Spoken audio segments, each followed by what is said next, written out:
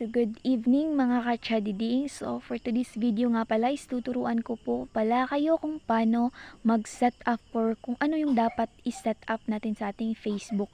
Kasi kanina po is may nabasa po akong comment na sabi niya po is papaano.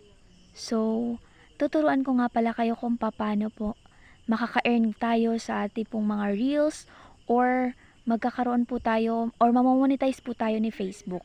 So ito po yung dapat natin gawin. Punta po tayo sa ating Facebook. So ito pong isang account ko po yung ginamit ko. Kasi hindi po na-turn on yung professional dashboard niya. So i-click lang po natin yung ating profile dyan. Pagkatapos po mga katsadiding nakikita nyo add to story and edit profile. So click nyo lang po yung tatlong dots sa gilid. Tapos, makikita nyo po dyan sa baba, turn on professional mode. So, yan lang po ang dapat nating i-turn on. First thing to do talaga is ito turn on po talaga natin yan. At saka ito turn on din natin yan. Medyo mahina yung signal natin guys. So, ito na po. Next na po dyan. Next. Next. At saka confirm. Next. Tapos dito, next pa din. Tapos dito mga katsadiding, so nasa inyo na po kung i-skip nyo po siya or i-add to frame nyo po siya. So sa akin po, in-skip ko lang po siya. So ganito po, next pa din. So pagkatapos nyan, guys, ayun na. Na-on nyo na po yung professional dashboard ninyo. So balik po tayo sa ating profile, refresh po natin. So kapag ganito na yung makikita natin may professional dashboard na, it means po na-on na po natin yung professional dashboard natin guys. So yan po, dyan po natin makikita yung mga views, yung mga net followers natin, engagement natin. So yan na po.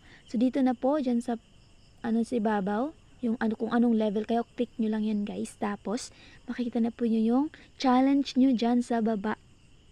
Kung anong level kayo, dyan po makikita yung anong mga challenge po ang dapat natin gawin. So yan po talaga yung i-focus natin guys.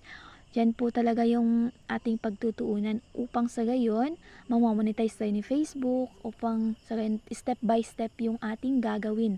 Upang magkaroon na tayo, mamonetize tayo ni Meta, or makaka-earn na po tayo sa ating mga reels. Okay, so may process din po yun kung kailan po tayo makaka-earn na sa ating mga reels.